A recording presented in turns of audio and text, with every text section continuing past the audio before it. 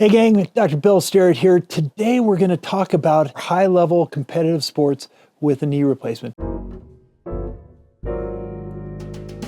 So a knee replacement is just where we shave off the joint surface that is arthritic, meaning bone on bone, in pretty precise fashions, usually with computer navigation systems. And then we cap it with a little metal cap that goes over the end of the femur bone. And I'll show you that right here. Here's the end of the thigh bone or the femur bone, and we just shave it. We're not cutting off the bone here. Shave it off in a pretty precise fashion, and then shave off, say, the top quarter inch of this tibia bone in a pretty precise fashion, then have a metal cap that goes on the top. And now we put a plastic liner in between the two. That plastic liner is where all of these changes have taken place.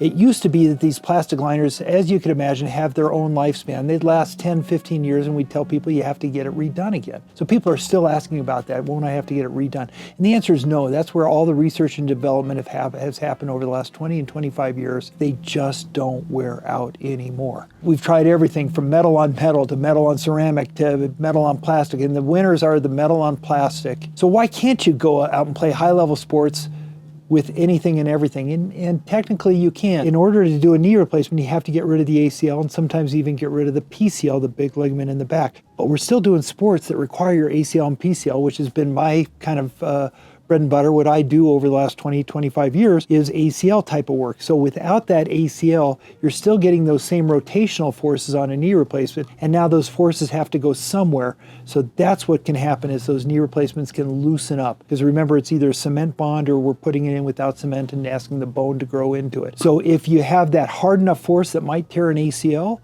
you might loosen up that prosthesis instead. And so you hear about people either breaking their bone above the prosthesis or loosening it up, and it all has to be redone again. And that's not a good situation. So the big risk is that you're going to loosen that up, not that you're going to wear it down. So you can run marathons, you can ski race. I go heli skiing with friends that we've done knee replacements on. You're just not going to wear them down. The partial versus the full knee replacement is the next question. Here's what a partial knee replacement is. We divide the knee into inner side, outer side, and kneecap side. Those three different areas or components of the knee. And the nice thing about a partial knee replacement, you have more of a normal feel, better range of motion, and you get to keep your ACL, which is a biggie. The problem is they're also not as stout as a full knee replacement, so they're more prone to loosening up despite having an ACL. Usually the partial knee replacements have been reserved for a little older, more sedentary folks. All of our younger folks all want to get into partial knee replacements, and we're pushing the envelope. That's what how we learn in orthopedics is kind of our cheaters, and pushing the envelope with what may not always make sense, but with the partial knee replacement, you may be a little bit more risk of loosening it up, but it is a more normal feel.